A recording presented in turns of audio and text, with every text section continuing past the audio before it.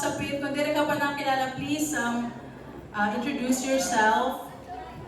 Yeah, so it's a full house in gabi, and we praise God for the presence of each one of you. And we are so blessed, to be.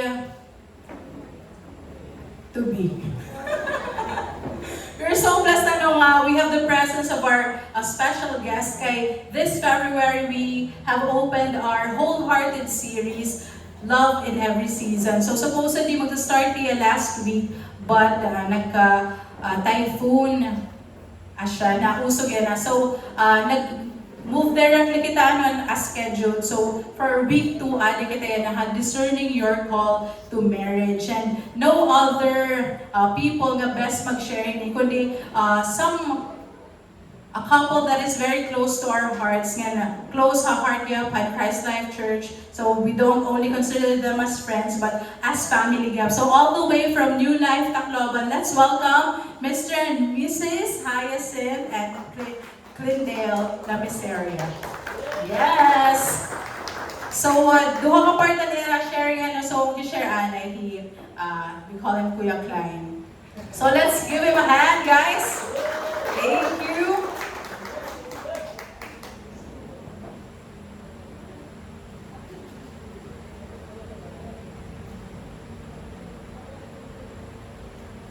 Check. Bakon makanta nga din. I'm seeing familiar faces, of course, di rin nanibag ko ako din ng mga faces ko. Kay my wife, before she came to New Life, taga Dinihiya, iba pa ito nga rin, it was JLB. I think this is the living bread. And with our seasons right now, ato na kami na New Life Tacloban. And we just want to acknowledge some people in the house, and of course, every time we are here in the pulpit, we always don't take this lightly. Kaya we know these are not our words. Maram kami, hindi rin akong mga pulo. This is God's word. And when it comes to God's word, we are not the one that changes you. We are not the one that transforms you. But it is the word of God. Hebrews 4 na saying ito nga, it is sharper than any two-edged sword. So I just want to acknowledge our pastors, Ram and Janine, our pastors in New Life Tacloban. Kung di rin tungod haira, di rin kami aniyana. Tugutan kami with letters, of course. May mga letters, of course, because we know who we represent. We represent God, and we also represent New Life Tacloban as a church. And second, I just want to acknowledge my wife, ako nasawa, Ading-ading, nabibinid yun, my ever-supporting wife. So, we're married already for nearly 5 years. We're turning 5 years na, yan na 2026. Wangin ako magsayo. Kahit nalapit talaga ako, medyo idaran di hapon, baga nagkakalimot-kalimot it mga edad, ang tawag ito, mga dates. Dates it aton at amon marriage. Kami ginasawa, kasal kami December 18, 2021. And Pastor Sam, I also would like to acknowledge Pastor Sam, and of course, Marge and Elton, the ministry head of our young adults. Salamat, Madamo, you started this young adult fellowship. Di ba, Damo na, look at what Christ has done, Damo na. And God is not done with you yet. God is not done with you yet. Just telling you that. So, since, love month tawag natin yan, love month. Love month, may napagsayo po na mayakan nga din. Love month aton yan, February. So, may nanakong topic na kinahatagaan mo ni Haya. And, of course, ma-start kita. We just want to preach from this title, When God Orchestrates. Kung Lord ang nagpaplano tanan. Ready, not rush, discerning the call to marriage. That is our topic for this evening. So it's hard for me, okay? Hapon kasi church, medyo Inglesero kami nga to. Inglesero kasi kami nga to. So, wala yun na ako, pero naku ko rin ang kung nakanila ko stage, naku ko rin talaga pag binaray. Pero I'm trying my best, hindi rin ko nasuot kahilaro na mga binaray. Pero by the grace of God, makakanto kita ito. So we're gonna look in a story na familiar na iyo. Familiar. Since Christian in a church, it will always start with the Word of God. So pwede na ba kita magkatugnaw yan na? Just to honor the Word of the Lord. to honor the word. Anybody ready for the word of God? Amen. So can we go to Genesis 24, verses 2 to 7? Okay. I want you to follow with me. One day, I don't know. Ayun na, okay na. Follow the story lang. Follow the story. One day, Abraham said to his oldest servant, the man in charge of his household, take an oath by putting your hand under my thigh. Swear by the Lord, the God of heaven and earth, that you will not allow my son, Isaac, to marry one of these local Canaanite women. You go to the succeeding verses in verse 4 to 5. Go instead to my homeland, Abraham said, to my relatives, and to find a wife there for my son Isaac. There the servant asked, but what if I can find a young woman who is willing to travel so far from home? Should I then take Isaac there to live among your relatives in the land you came from? No, Abraham responded. Be careful never to take my son there. For the Lord, the God of heaven, who took me from my father's house and my native land, solemnly promised to give this land to my descendants. He will send his angel ahead of you, and he will see to it that you find a wife there for my son. Let us pray.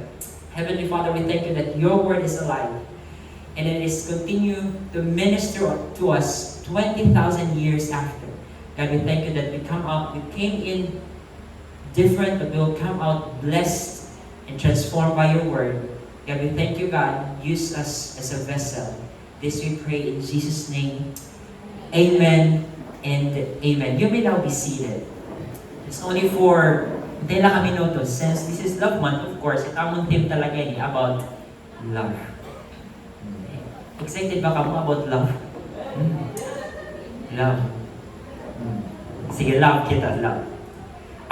We just read such a beautiful story, the story of how Isaac met his wife, Rebecca. Iya nakit-an ang iya asawa nga hi Rebecca. And we would look at things na in this story and how God orchestrated things and how God was moving all along. And what made this beautiful story is all because God Himself is the one who authored it. He Lord ang nagsurat hanira love story.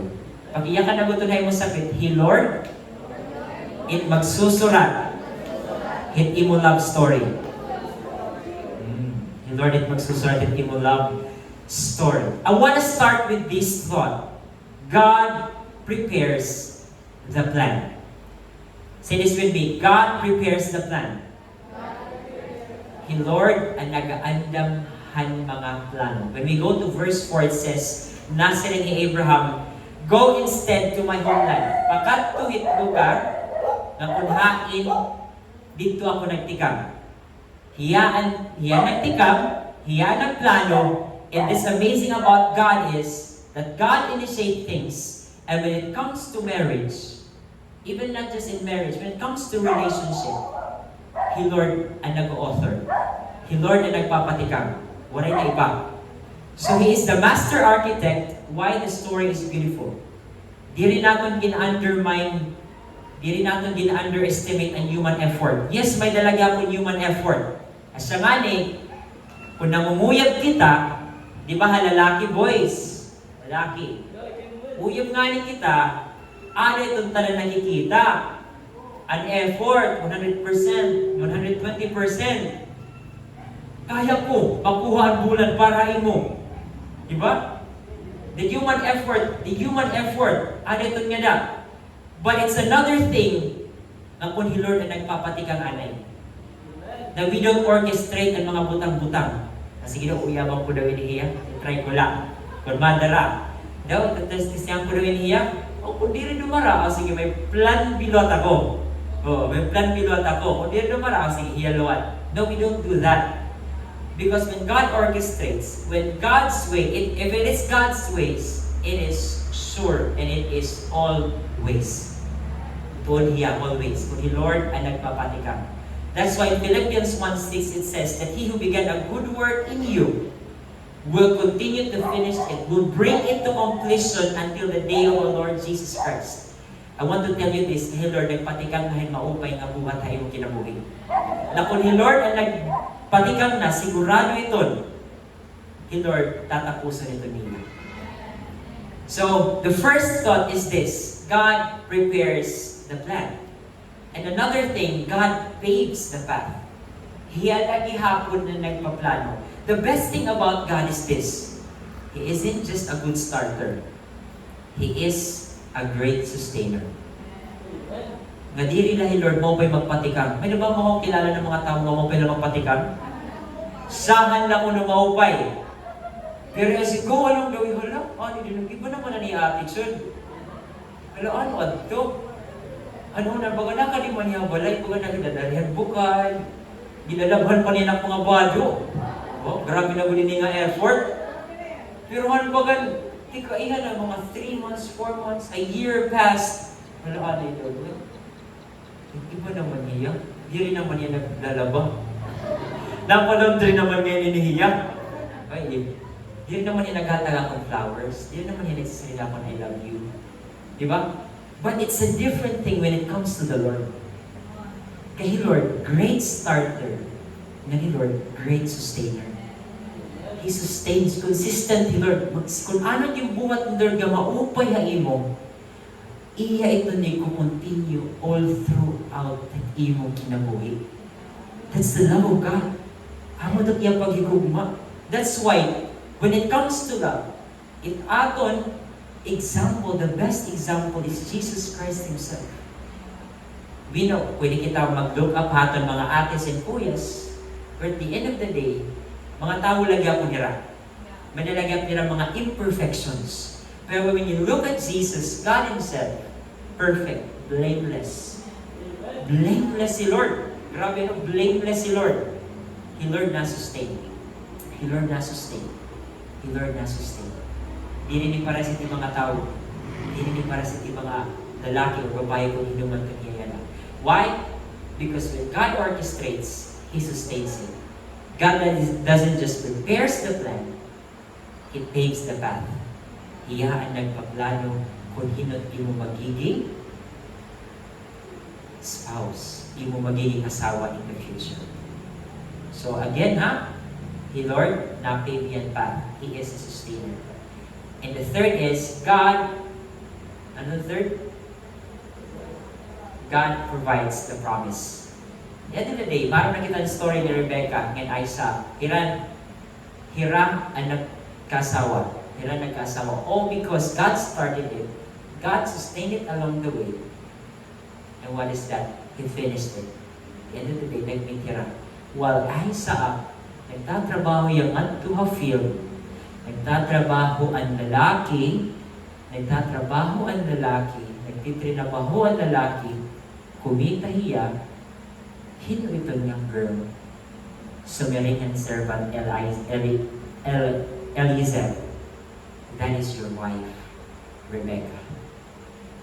So it gives us a picture ha mga lalaki ito man while looking for his wife, while namimiling niya iya maarasawa, he is also working.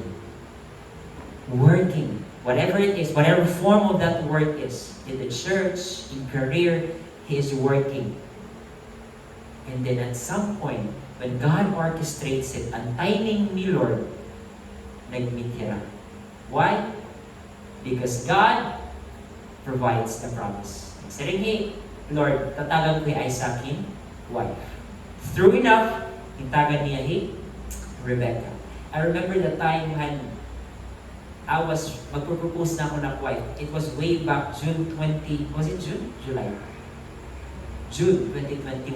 June 2021, siyempre, mapropose ka na, ida ka, sing-sing. Dito mawawala sing-sing, right? Sing-sing. Mako rito mag-propose ka, wala ka sing-sing. Oo. So, ka na sing-sing. I remember that time, makulba, siyempre, hindi naman dili ko kulba kung ang tawag ito, ma-propose ka na. The original plan was, it was intimate lang. So, habang church, upat kami ka-services. So, May the first service, second, third, fourth, and after fourth service, hindi na nagtikaghan Kasi ako, Pastors Robinson, ang plano lang is dapat small group lang yan. Small group lang tayo, intimate lang tayo para kung tila mang kumita. Then Pastors Robinson said, no. Tanan na volunteers in New Life Tacloban, makalitanan nga diha main sanctuary. So imagine ang volunteers in New Life was numbered hundreds, 200 to 300 volunteers namon na New Life. Volunteers. So, kulba na ako kayo, siyempre, kung tilaon na tawag plano, yan na nagdurudang malagod. But in my mind, I said, when I enter in this relationship, it should lead to marriage. I want to tell you this, boys and girls, hino pa man ka, kung may uyab naman ka marwaray. When you enter your relationship, the end in mind should be, papakasunod ko iniya. That's it. And we will form a family. Di rin human, di rin trial and error. Na kung di rin mag-workout, okay lang. Nga kung, sige, wala kami mag-workout, nagilanay ito. But I want to tell you this. Kung magtikang ka ng relationship, dapat, at iyong mind, this person, I'm looking at this person na maasawa. So that's why I proposed to my wife. I was serious about that because we were 7 years engaged already. I don't know. 7 years na kami na mag-uyab. 7 years na mag-uyab. And then, our original plan was 2023 pa na kami kakasal. So nag-propose ako June 2021, ikasal kami December 2021. 6 months of preparation. Wala kami to savings, pagtikag. Honestly, wala kami savings. But I want to tell you this. You can say na ready ka mo have marriage. No one can say ready ka mo sa pagkasal, marriage in general. Because somebody would say, hala, bata pa man ka mo. I was, pero na kailan, 26. O, 25. Mamay ka lang. Amin yung Holy Spirit na gawas. 25, 24 ito na ako naman. 25 pala ako, kasal na kami. So, parang nakang pero takilan. 25 ako, tanda mo na sing, hala, bata ka ba? Sigurado na ka mo ito? Ano mo, nasabot ka na paglaba? Nasabot ka na pagtuon? Nasabot ka na paghugas? Marap ka man kita yun eh. Marap ka na ang tawag ito? Pagluto? But at the end of the day, no one can say na ready ka. But you can prepare for your marriage. In mind, say, Lord, even though di ako perfect na tao, but I want to tell you this, the moment we got married, kami na akong wife, everything accelerated. Everything accelerated. Promotion, in church, leadership, tanan ko dito na nag-accelerate. Why? And marriage, di rin kakaluban. Because marriage, the author of marriage is God Himself. Permito, diri ini ka ng tao ini mo. But it is God who authored it. When God I remember your verse. Romans 11:36. Romans 11:36, it says there, God is the beginner, God is the sustainer, and He is the one that can save. So, in all aspects of your life, ana Him Lord. Beginning, the end, and in the middle. The one who sustains it. So amazing on our marriage, ano? And of course, damo pa tamo nagsishare, i-continue na ako, right? I'm not the only one who's gonna preach, but my wife who wasn't gonna preach, she's gonna continue what I started. At the end of the day, again, marriage is the one that God authored. He paves the path, and also delivers the promise. Amen? Delivers the promise. Let's call on my wife. Hi, Azim. Thank you so much, my beloved and handsome husband. Ano yung cellphone, babe? Ano yung... Okay, thank you so much. So we had listened, we had heard 3 points earlier. So ano to niya kan? God prepares the plan. The second is God paves the path, and God provides the promise. So in the beginning, in the middle, and even katapusan, maaram ni Lord na natin story. So for tonight, nag-acknowledge naman akong husband earlier for a lot of people. So thank you again. Hindi opportunity and privilege. So we take this as a privilege, and I can feel like I'm speaking at home. Amen? Yes, so these people who are here, natin mga kuyas and ates in the house have I have been with them for a couple of years. Gihapon na akong journey na akong Christian life. So I think around 5 years ako nag-stay din diha Jesus the Living Bread bahad nga time. And then 2019, I went to New Life Tacloban together with my husband. So naging answered prayer gap actually and New Life Tacloban because there together kami nga duha nakag-serve and together kami aad to church. And then until now naman journey naman marriage. So nakita naman ang goodness and faithfulness ni Lord. Amen? Amen. So we are also looking forward na kamo nga ani gihapon niya na you will also find your spouses and mga wari pang mga asawa dili, you will find your spouse in the Lord. Amen? And that you will be able to experience the good life, the abundant life that God has prepared for you. So let me tell you this, marriage is beautiful. Mahusay it. May asawa, maupay it feeling it may asawa. Siguro la sa haaton social media or ha internet no makita kita it mga pictures of marriage, bagay iba-iba la ano nga imahe, but then you will see that if you will just remain in the Lord, God has prepared something beautiful for you. Amen? Diba? So diba yung mga asawa, mga maghusay, gwapo?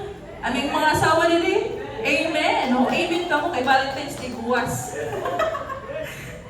Okay, sige. Balita. So let's go straight to my continuation and preaching natin tonight, which is, ako, medyo mas focus ako yan, medyo practical.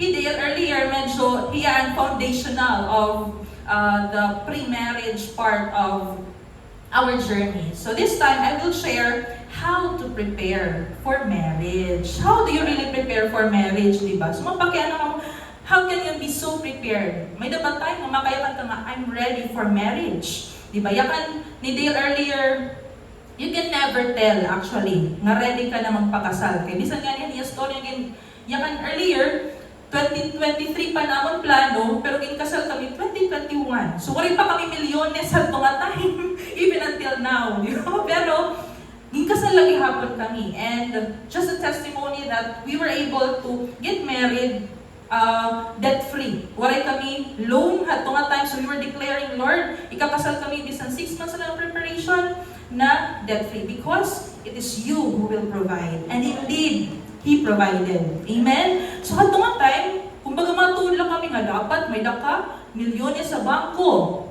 Di ba? Para kay kasal. Ba? Sanod pa daw eh. Di ba? So, some people or some couples would wait for that moment that they will have their own house, they will have their car, or etc. before they get married. That's what the world thinks. But, let me tell you this. Pag Lord nga rin magyakan nga, it is your season now to get married, then you have to. Because it's the Lord who knows the future. Sumasunod ka good lang talaga kan Lord, no? But higita, we may not know when will we be ready, but we can prepare for it. So how do we prepare for that? So we have number 1 point here. It says, number 1, belong to God's family.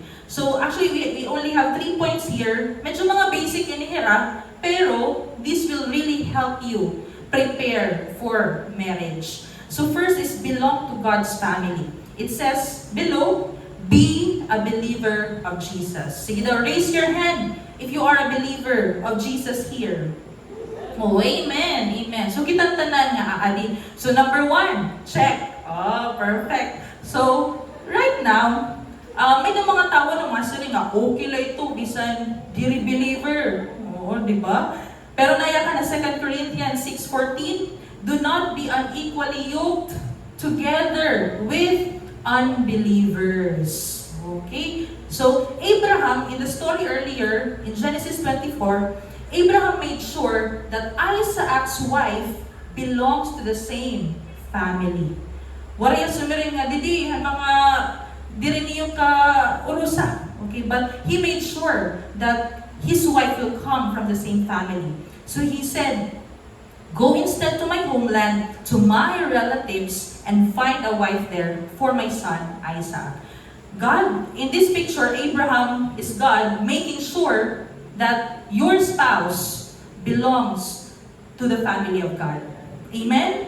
Amen. So ang method number 1, having a born-again Christian believer for a spouse is non-negotiable. What does this mean? So nga na negotiable, it's a must for us believers. Kaya there will be times na mapupurian ka good unbeliever and imo, magiging spouse. Masiring ka, tara kato kita church. Diba? Pero masaya, pwede next Sunday na lang. Tapos pagka next Sunday, pwede sunod na laliwan na Sunday. Until, wala na lang mo nag-church, diba? So that's one scenario that could happen. If, ani mo spouse, ani ang pagkita, han church, diba? Bagahin option lang iya. Or, Lord, option lang para ha iya. So that's a danger when you marry someone na unbeliever. So, kung mamimiling ka naman na, maaasawa, ay ka man mamimiling. Itaali na church who knows the quality or the value of church life. Amen? Amen. O, sige. Usan itong ating para sa iyo, kung namimiling ka mo in the future, pamiling ka mo din diyan church. O, yan. Sige. So, now, talking about personally, what will you do? Okay? Kung ikaw nagpre-prepare ka liwat para hani mo magiging spouse, what will you do? Be intentional in your personal relationship with Jesus. Because, you can rely your faith on your future spouse. Di rin pwede nga niyong pagtuo, masing ka nga, sige, kita kasawa, okay man yung pagtuo, okay lang yung ako, wala ito lakip-lakip, diba? So dapat, kamunduha, you are. Okay? You have the same faith. You have the same vision. You have the same, perspective of life. So, that's one.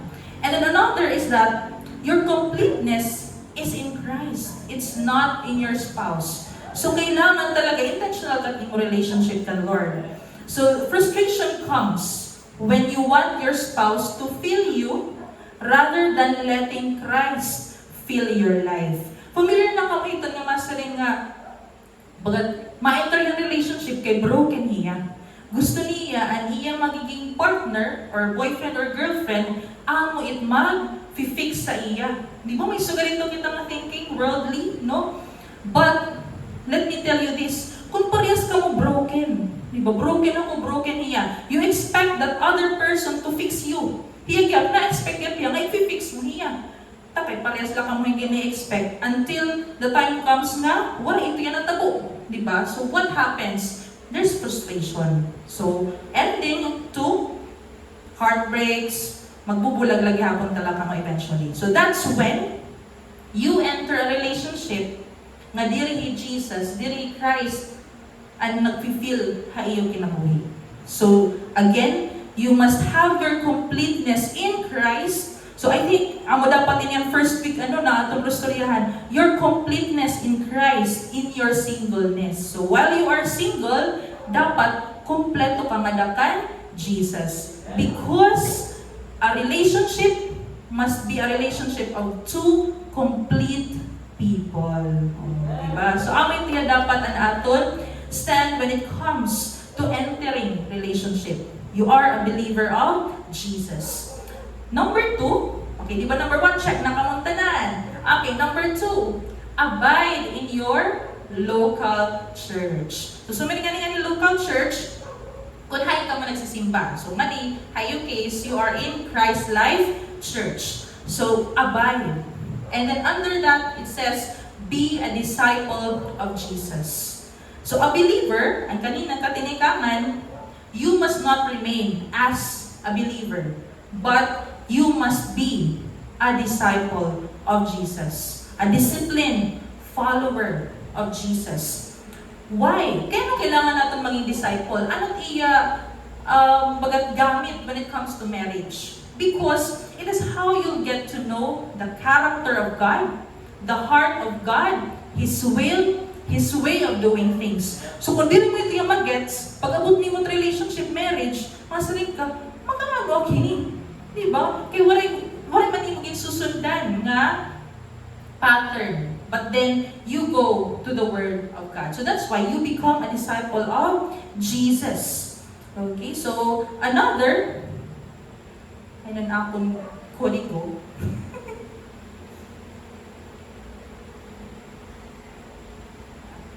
Yan.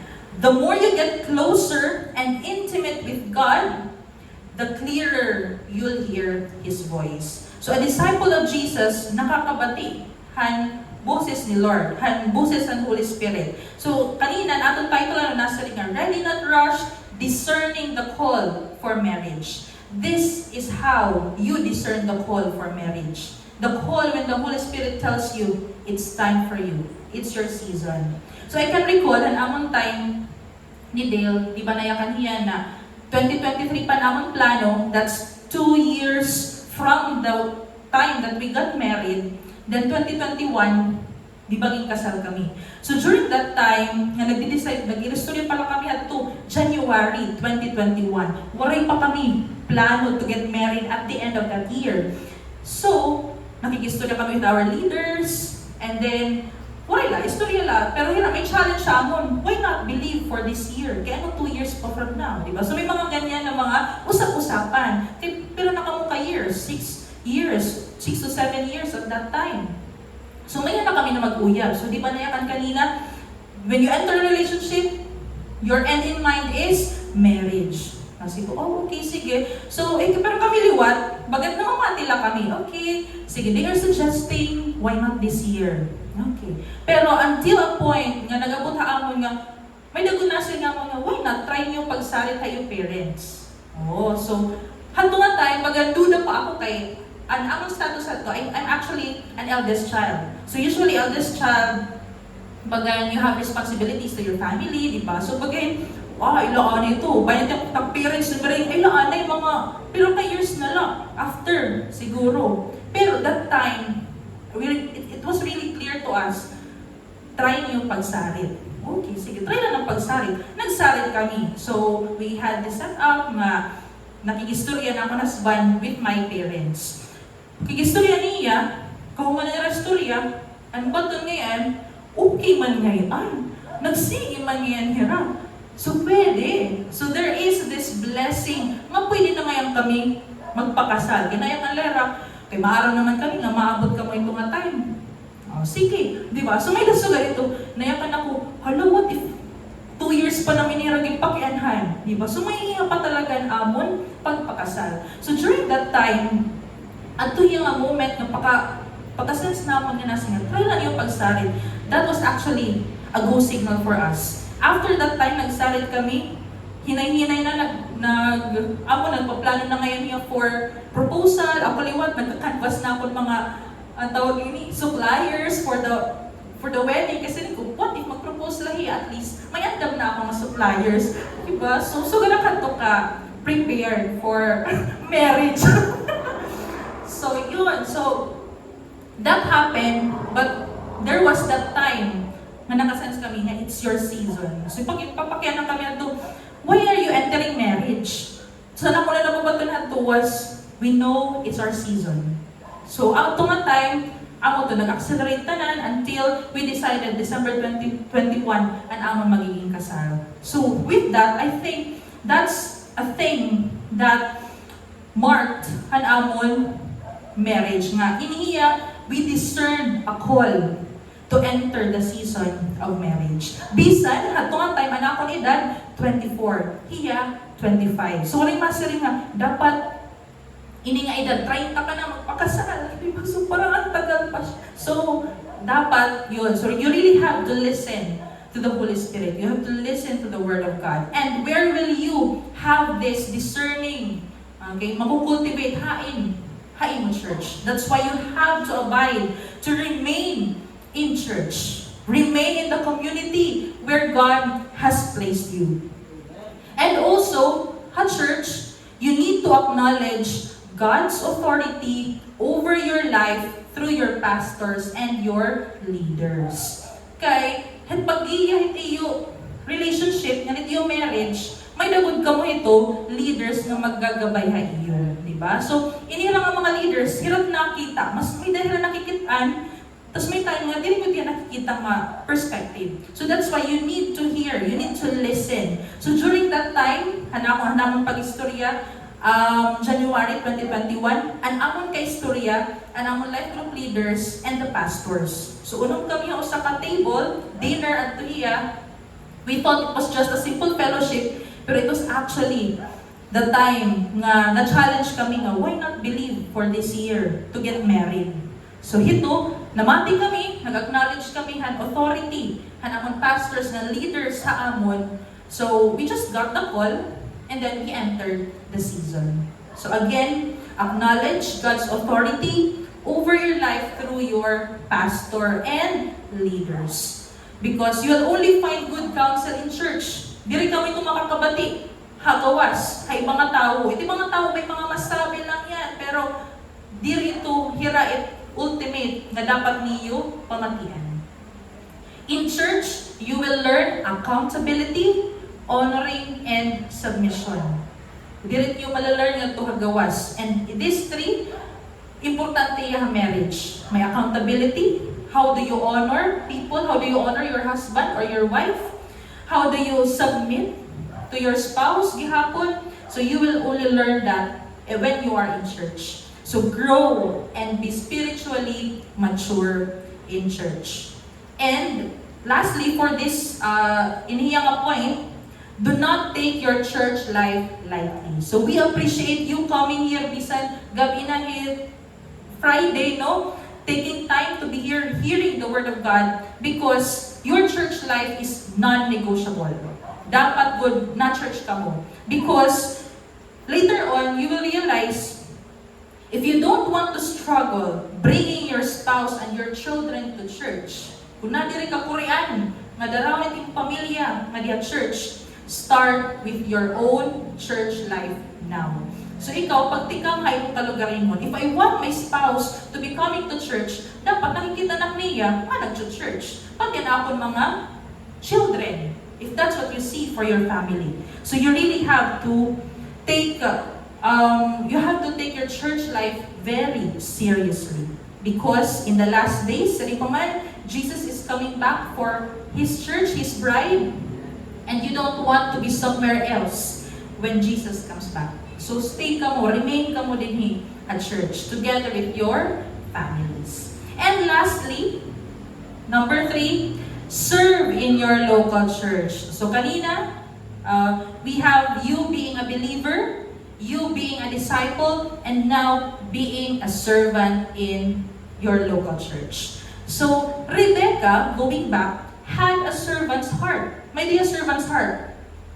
It said in a part of the story, when she had given him a drink, she said, I'll draw water for your camels too. So, iya ginpainom ang servant, at the same time, pati ang mga camels. And just imagine, camels, feeding them water, grabe ito kadamuhit water na irag iniinom. So 10 camels at tuhiya, usually 1 camel would drink 30 gallons. So imagine, alasakan 30 gallons just for 1 camel times 10, diba? So sugad ito ka, grabe ang ginhimo ni Rebecca for the camels. So kung mo rin niya servant's heart, hinagmagagad pag sugad to, diba? So Rebecca really had this heart of a servant. She was consistently drawing water every night, not knowing that God would lead her to that moment of encounter with Abraham's servant. So may consistency ang ginhimo ni Rebecca.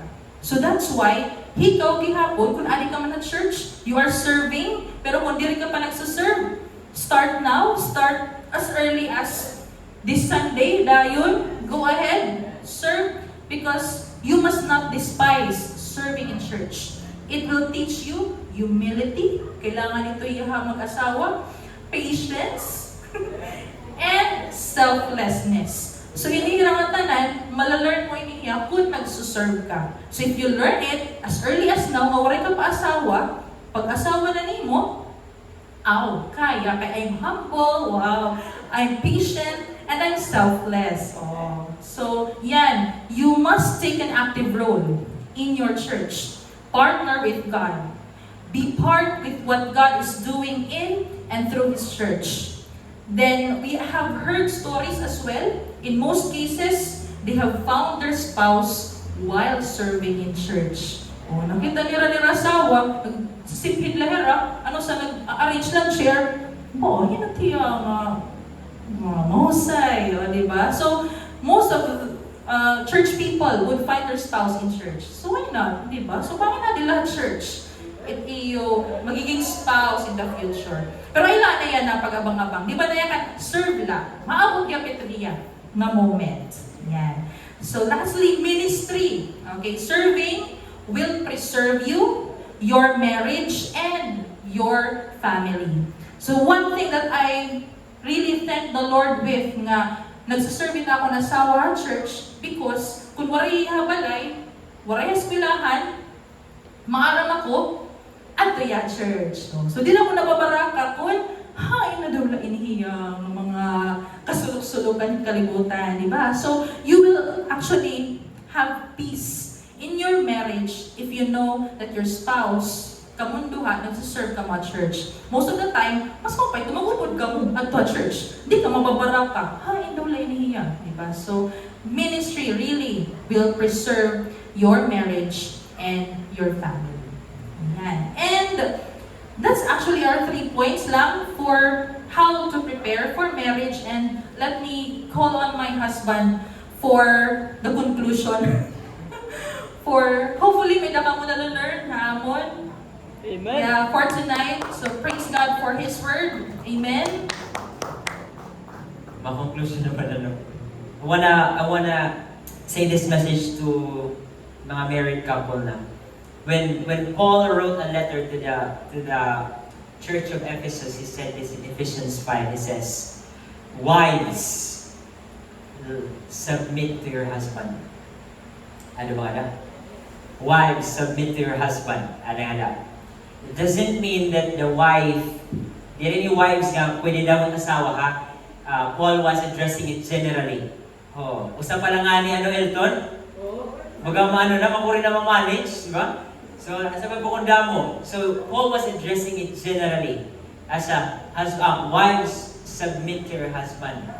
Ibig sabihin, it doesn't mean that wife is lesser than the husband. Di rin usugan. You know what? When God described a wife, He described it as the helper. He described it as a helper. In Hebrew, it means ezer.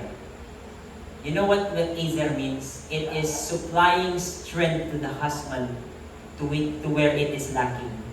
So, unhain ang weakness ang husband, ada na sa kuban wife. In fact, the word or the term ezer was used to describe God Himself.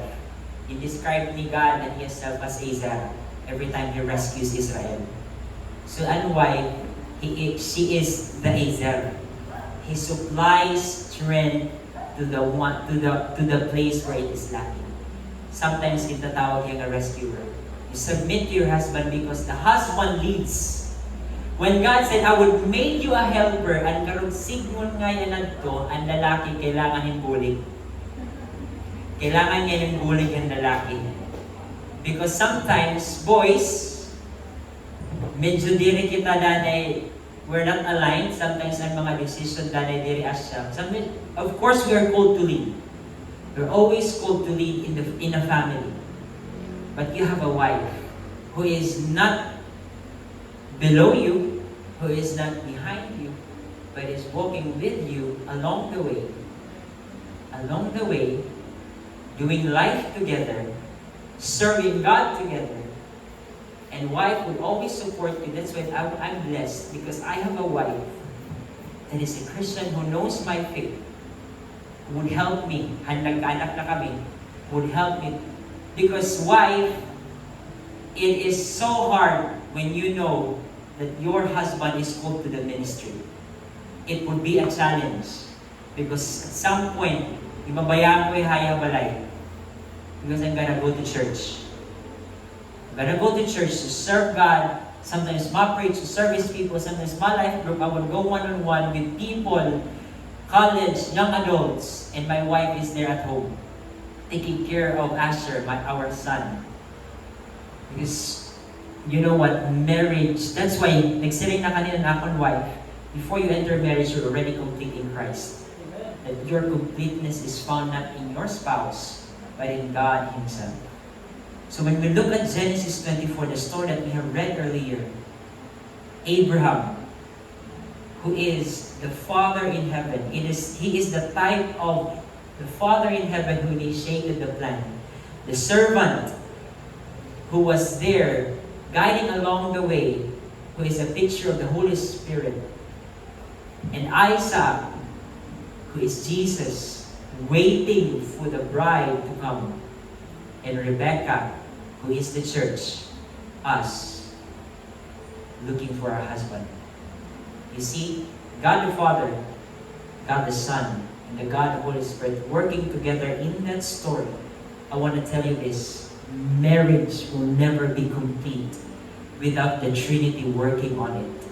The God the Father, God the Son, and the God the Holy Spirit. I want to challenge you this. I want to encourage yung mga waray pa asawa or you are looking for a Lord, magkakaasawa niya pa or even if may mga asawa na, don't exclude God in your relationship. Ayaw tanggala ha equation ni Jesus. Ayaw tanggala nga di rin na part ni Lord.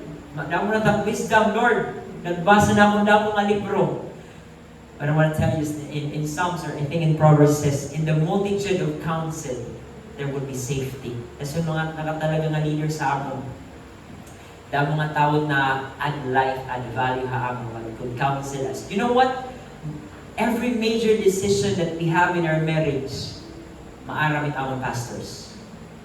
Tigang kami anay dulag, nagbalhin kami ang palo. You know what? Namon din renta na balay ang palo. It was all along. Of course, it was God Himself all along. But through our pastors, nakabiling kami balay. Like, pinansisenhiran mga links. Oh, Dale, Haya, how about this one? How about this one? How about this one? And our life group leader, Kuya Jophil Agitunet.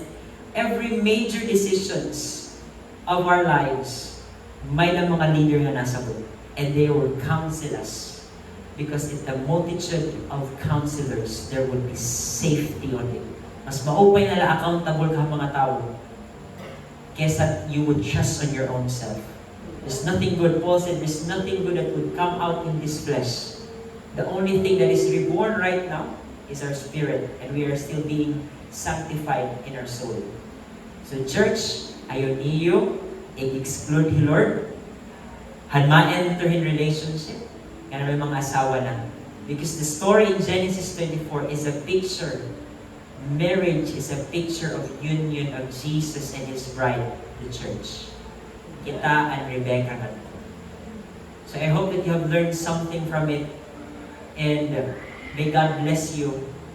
And I know may na ba high school nga din? High school, college, or college. But I'm gonna give you we're giving you already the picture, the concept when you enter into marriage. Wives, submit to your husband. And husband, love your wife just as Christ loved the church. What does it mean? How did Christ demonstrate His love towards us? Christ died for the church. So husbands, you will die for your wife. You are willing to die for your wife. That's the calling of the husband. Maganda ako nagka-counseling galing. My marriage counseling, that's the call of the husband. Willing to die for his wife. So that's it. And Madison, may pa ko ng Q&A. And I hope ma-answer na mo yung mga Q&A by the grace of God. Let's just pray. Let's just pray right now. Heavenly Father, we thank you for the word that has been deposited, that has been preached. God, I thank you that we have that good soil in our hearts, that when it comes to receiving your word, it would grow and it would bear fruit in our lives, and it would manifest in every aspect of our lives. So God, we thank you that your word is a lamp unto our feet and a light unto our path that would changes our destiny. So God, we thank you that you are love yourself, that you are the author of love. God, we thank you, God, that we learn how to love others, all because you have shown your love towards us. That while we were yet sinners, you died for us. That we love you because you first loved us. So God, out of all the things that we are doing right now, it is only a response to what you have done in our lives. So God, padayon kami, Lord, magsasurvive mo. Padayon kami maghigugmahin mo. Kaya gigigugma mo kami. So God, we just want to praise you. We just want to glorify you. In Jesus' name we pray. Amen. Amen. And amen.